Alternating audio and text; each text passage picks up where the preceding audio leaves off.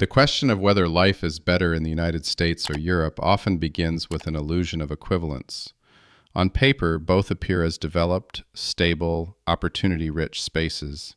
Yet, when Americans cross the Atlantic, the contrast emerges not through dramatic moments, but through subtle disruptions to expectation.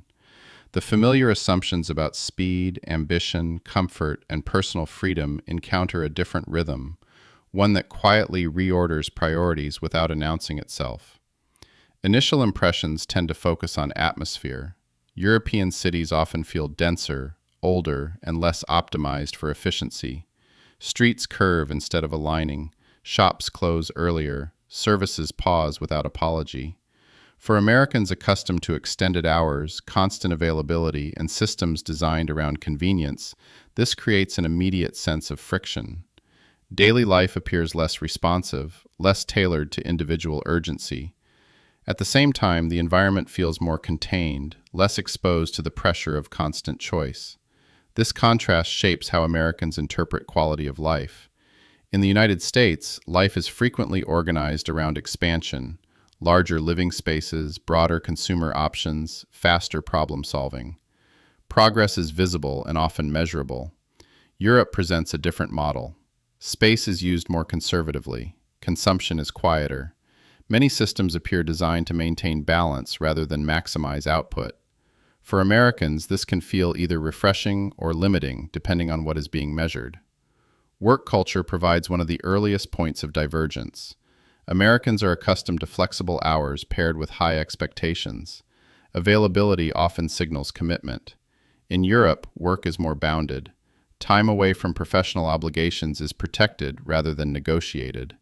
For Americans, this creates a sense of detachment from identity. Without constant professional engagement, status becomes less legible. The absence of visible striving can feel disorienting, even when it produces less stress. Social life follows similar patterns. American interactions often carry an undercurrent of momentum, networking, self-definition, forward motion. Conversations reference plans, projects, and goals. In Europe, social time appears less instrumental. Encounters linger without clear purpose. Silence is more tolerated. For Americans, this shift can feel emotionally calming while simultaneously reducing the sense of personal narrative progression. As daily routines settle, many Americans notice a psychological recalibration. The United States rewards initiative and risk, but also embeds pressure into ordinary life. Europe reduces that pressure, but at the cost of intensity. The question of which life is better begins to separate from material comfort and moves toward temperament. What feels like freedom in one system can feel like inertia in another. What feels like stability can also feel like stagnation.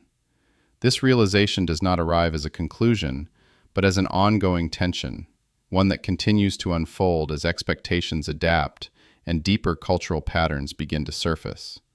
Over time, the contrast sharpens not through novelty, but through repetition. Ordinary tasks begin to reveal the underlying philosophies of each system. In the United States, efficiency often acts as a moral signal. Speed implies competence. Responsiveness implies respect. Systems are designed to anticipate individual demand, reinforcing the belief that personal needs should be met quickly and visibly. When delays occur, they are framed as failures rather than features. In much of Europe, delay is not automatically interpreted as dysfunction. Processes move according to institutional rhythms rather than individual urgency. Bureaucracy feels heavier but also more impersonal. Americans often experience this as a loss of agency. Problems cannot always be escalated, optimized, or solved through persistence alone. At the same time, the predictability of these systems reduces personal exposure to risk. The trade-off is subtle: less control in exchange for less volatility. Healthcare becomes a symbolic axis of comparison. In the United States, access is often faster but conditional, tied to employment, income, and administrative navigation. Europeans tend to encounter healthcare as a slower but more universal presence.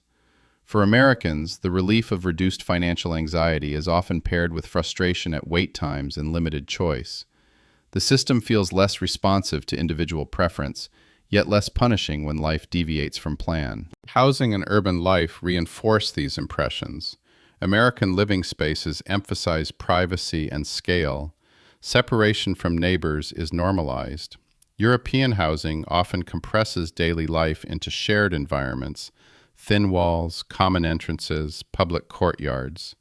This proximity increases incidental social contact while reducing personal isolation.